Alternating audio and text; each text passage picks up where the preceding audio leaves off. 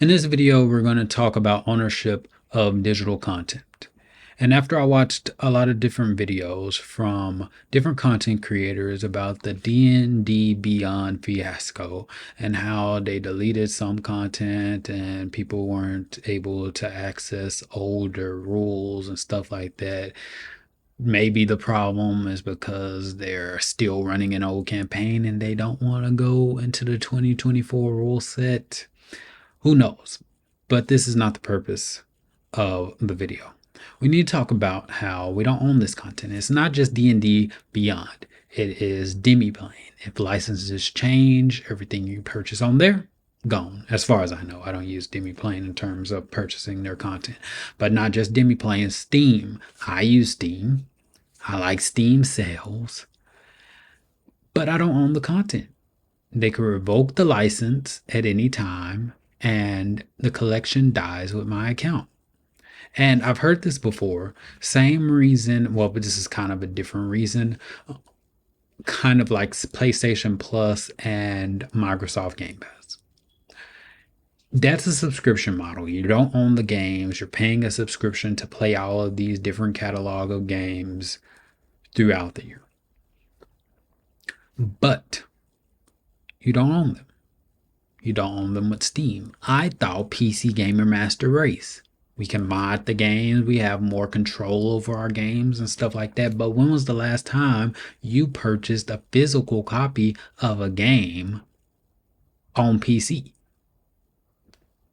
I remember back in the day when, well, I'm pretty sure some computers still have disk drives, but even newer computers, they prefer the USB and stuff like that. So you're really not owning the content. But console, at least for right now, still has, I know this is a PS4 game, but I never played this during the PS4 era.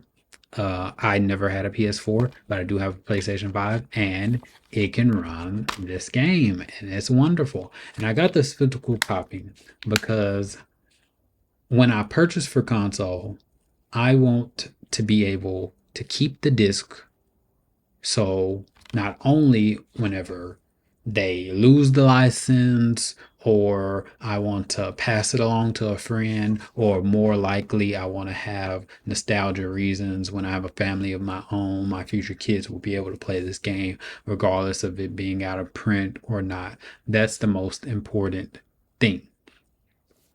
And I understand that it's not as easy and streamlined as getting the digital copy. For example, I purchased a Spider-Man bundle, Spider-Man, and then Spider-Man Miles Morales. I don't know if it's called the Amazing. It's probably called the Amazing Spider-Man. Me and names. And I got the digital copy on the PlayStation Store, and unfortunately now I don't know it. It's there. It's connected to my account. What happens to my account? What if I lose the information? But more likely than not, I can't pass it on. That's the most important thing. This is not every day people are losing access to accounts or being banned from PlayStation. And then it's the same thing. I tied it back to books and Apple Books. I have an iPad. I like having books digitally, so I have an entire library of books, but purchasing books on Apple iBooks, I don't own that. It's just connected to my iTunes account. I can't pass it down to another generation. So now I understand I need to get the physical copy of books. Well, the best of books, like this one. Infinite Dendrogram, amazing series. Check it out. So now I'm rethinking my outlook on books. I was going to buy some books on iBooks. I had it on my to read later playlist, easy Apple Pay purchase. So now I'm like, okay, I do want to support the author. I don't believe in privacy. I don't believe in piracy. And I don't believe that you should pirate content. You should support the creator of that content. But I watched a video from this other YouTuber, and he was talking about how, I think in this case it was Sony, but it's not just Sony. Amazon is guilty of that. Let's talk about Netflix. I actually saw myself, Netflix has the stuff on Netflix, but now they're removing this movie or whatever, but it's not as important on Netflix versus Amazon and Sony. Because in Amazon, you can actually purchase the movie or TV show. Same thing on Apple TV or whatever. But in this instance, Amazon, Sony, whatever, they remove the content from the platform. And the person who purchased the content lost access to it. Same thing will happen Demi playing D&D Beyond. So you're not really purchasing the content. If you go into the terms of service and all that stuff, in reality, you're purchasing a license. Same thing with Steam, and it just upsets me because I grew up in a time of ownership. Technically, I watched another YouTube video about technicalities. Even though you purchase this thing or a DVD or whatever, you're purchasing the license to view the media and stuff like that. And technically, legally, if the person or the company loses the license or whatever to sell the stuff and it goes out of print, you technically legally lose the ability to watch it, but no one follows that. That's the thing about how certain laws and legalities aren't really right, or normal people would agree with. So that's the problem about something else. But going back to the thing of piracy, now with books, now the only way, ideally, content creators and authors release their content on more platforms that allow the individual to share the PDF or be able to actually own the content. So when the platform goes down, they don't automatically lose access to books and stuff like that. I think with Apple iBooks, like if you still have the book on the platform, then if it's getting taken off of Apple iBooks, you still have it on your device, but you can't re-download it.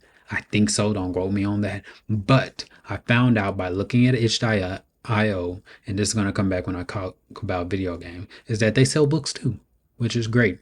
And I want to shout out to Roll for Combat. They're having a Kickstarter that's going to be released tomorrow.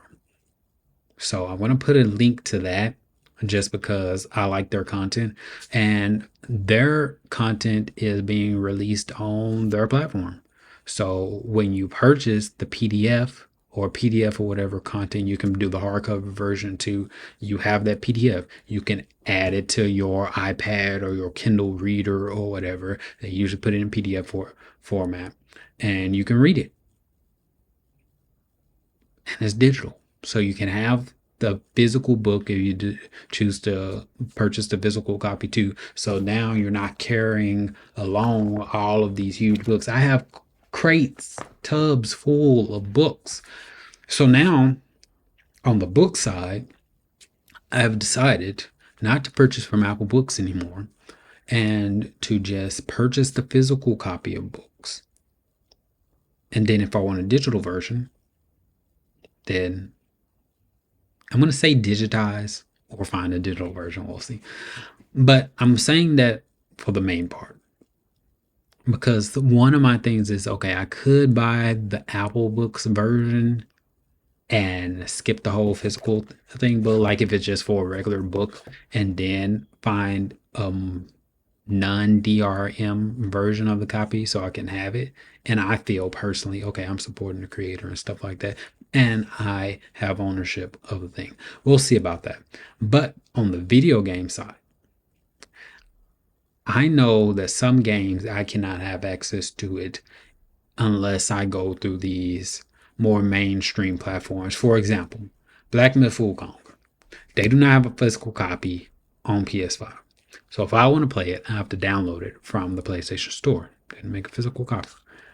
But from the way I'm doing things now, I don't game as much as I used to. I'm now incorporating at least an hour of gaming in because I'm learning how to code in SwiftUI, read, and then I'm learning art skills based off of YouTube videos and stuff like that.